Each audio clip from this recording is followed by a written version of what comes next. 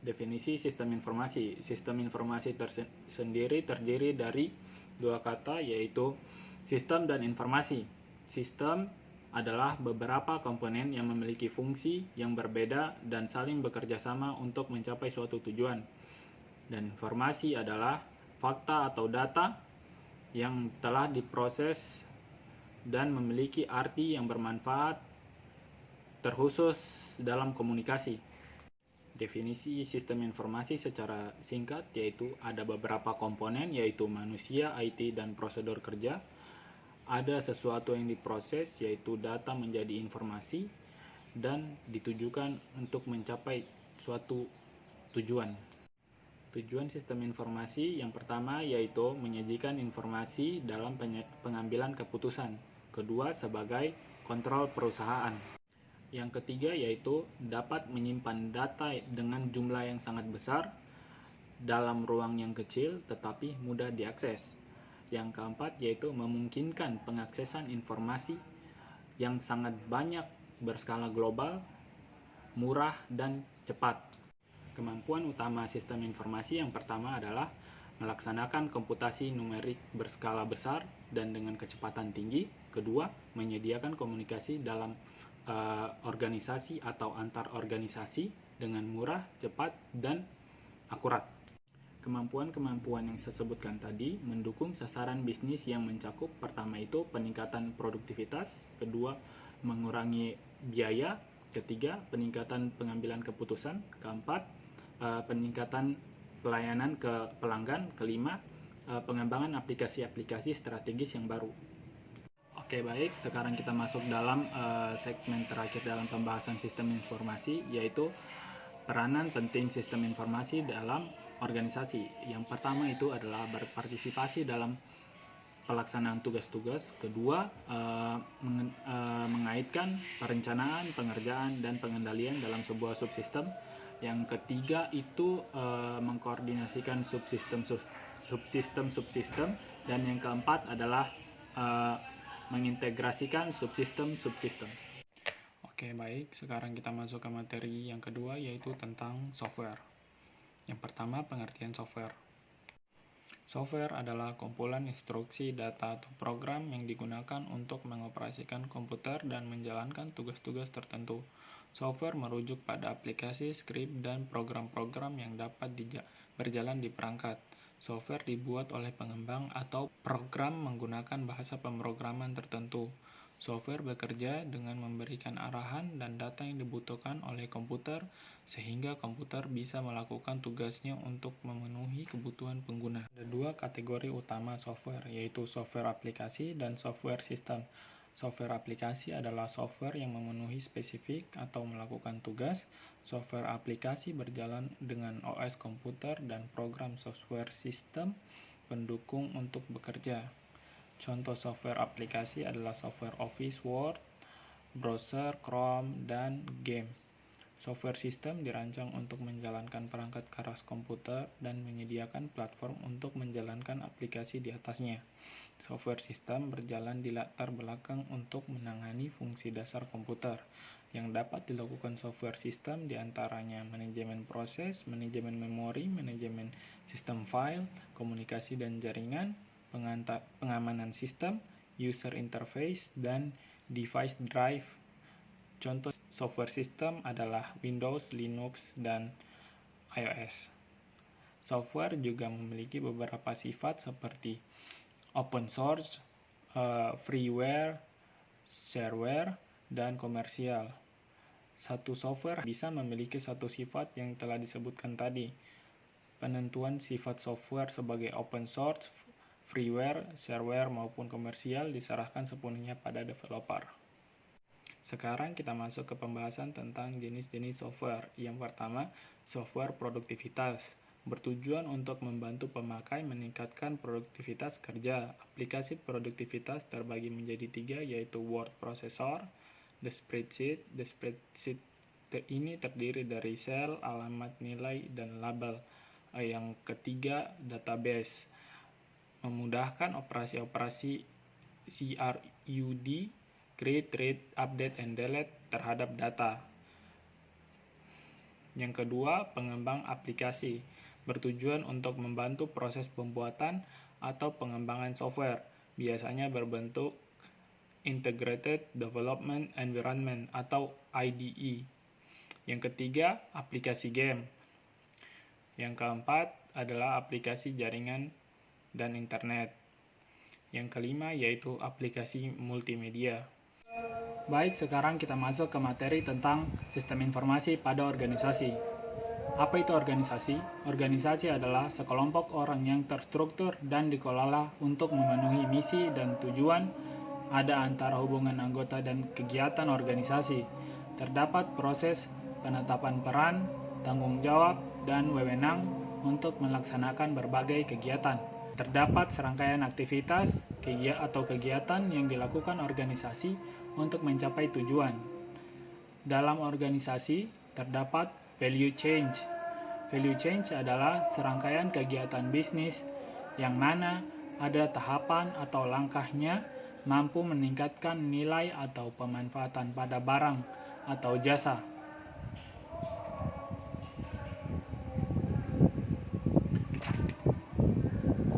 Mendukung aktivitas organisasi. Aktivitas organisasi terhubung melalui aliran barang dan aliran informasi. Aliran informasi digunakan untuk membuat perencanaan, koordinasi pekerjaan, penentuan keputusan, monitoring, dan evakuasi. Sistem informasi mendapat masukan, memproses, dan memproduksi informasi.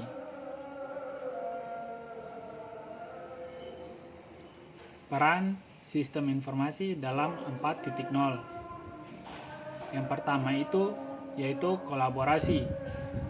Terjadi kolaborasi antar tim, antar divisi, antar organisasi, dan antar negara. Yang kedua itu inovasi. Adanya ide baru, perkembangan sesuatu yang baru. Implementasi sistem informasi. Yang pertama adalah proses bisnis. Proses bisnis adalah sekumpulan aktivitas pekerjaan terstruktur yang saling terkait untuk menghasilkan atau menyelesaikan sesuatu. Yang kedua adalah manajemen perubahan. Manajemen perubahan atau management of change adalah sebuah upaya dan pendekatan yang dilakukan secara terstruktur dan sistematis yang dimanfaatkan guna membantu individu, tim, ataupun organisasi dengan menerapkan sarana, sumber daya, dan pengetahuan dalam merealisasikan perubahan dari kondisi sekarang menuju suatu kondisi yang lebih baik secara efisien dan efektif untuk memperkecil dari proses perubahan itu. Oke, baik. Sekarang kita akan masuk ke pembahasan tentang sumber daya manusia, sistem informasi, dan teknik informatika. Yang pertama, SDM dari segi kepribadian. Yang pertama itu harus memiliki kepribadian yang baik, positif, sesuai norma dan agama. 2. Mampu beradaptasi terhadap perubahan. Ketiga, bekerja sama dalam tim. Keempat, dapat menyelesaikan tantangan dalam tekanan. Yang kedua adalah SDM, sistem informasi dan teknik informatika dari segi kemampuan atau skill. Yang pertama itu harus bisa menganalisis. Yang kedua, dapat merancang, membangun, maintenance sebuah sistem. Yang ketiga, manajemen suatu proyek. Yang keempat, audit sistem. Yang kelima, network atau cloud. Yang keenam, database. Oke. Profesi di bidang sistem informasi atau teknik informatika di antara lain itu ada business analyst, web developer, project manager, IT manager, database administrator, sistem analis, dan lain-lain. Oke, baik. Saya kira itu saja yang bisa saya sampaikan terkait sistem informasi dalam organisasi. Terima kasih. Oke, baik. Sekarang kita akan masuk ke materi yang keempat, yaitu tentang pengambilan keputusan dalam manajemen. Pengambilan keputusan dalam manajemen penting karena kita mungkin menghadapi situasi di mana kita memiliki beberapa pilihan yang mungkin berdampak berbeda pada tempat kerja. Hal ini dapat berdampak pada karyawan, anggota manajemen lain, atau reputasi perusahaan. Beberapa alasan mengapa pengambilan keputusan dalam manajemen itu penting, diantaranya 1. Memastikan perusahaan terus berkembang. 2. Memilih mitra bisnis. 3. Memilih operasi dan strategi yang efektif. Jenis-jenis pengambilan keputusan dalam manajemen. Yang pertama, menghindari. Gaya pengambilan keputusan yang menghindari memungkinkan anggota manajemen untuk tidak membuat pilihan, melainkan memilih dari pilihan yang ada. Anda dapat memilih gaya pengambilan keputusan ini jika Anda tidak memiliki cukup informasi untuk membuat keputusan. Yang kedua, mencari masalah. Pencarian masalah melibatkan pengambilan keputusan berdasarkan perkiraan atau kemungkinan kejadian di masa depan. Manajemen dapat menggunakan gaya pengambilan keputusan ini ketika menemukan cara proaktif untuk mencegah terjadinya potensi masalah. Yang ketiga, penyelesaian masalah. Gaya pengambilan keputusan penyelesaian masalah memungkinkan manajemen menciptakan solusi terhadap permasalahan yang ada di tempat kerja. Ini adalah gaya pengambilan keputusan yang umum, karena peran kunci manajemen melibatkan penyelesaian masalah di tempat kerja untuk meningkatkan alur kerja dan menciptakan lingkungan yang positif bagi anggota tim. Langkah-langkah pengambilan keputusan. Yang pertama, kenali masalahnya. Yang kedua, kumpulkan informasi yang relevan. Yang ketiga, buat daftar opsi yang berisi deskripsi opsi, hasil potensial, dan opsi kedua. Yang keempat, pertimbangkan pilihan Anda dengan hati-hati. Yang kelima, buatlah keputusan Anda. Yang keenam, tinjau kembali pilihan Anda. Terima kasih. Baik, itu saja yang bisa saya sampaikan tentang materi pengambilan keputusan dalam manajemen. Lebih dan kurangnya mohon dimaafkan. Assalamualaikum warahmatullahi wabarakatuh. Oke, kita masuk ke pembahasan terakhir, yaitu database. Apa itu database? Menurut Chow, database sebagai sekumpulan informasi bermanfaat yang diorganisasikan ke dalam tata cara yang khusus. Menurut Fabre dan Schwab, database adalah sistem berkas terpadu yang dirancang terutama untuk meminimalkan perulangan data. Menurut Bate, basis data dapat dianggap tempat untuk sekumpulan berkas data terkomputerisasi dengan tujuan utama memelihara informasi dan membuat informasi tersebut tersedia saat dibutuhkan.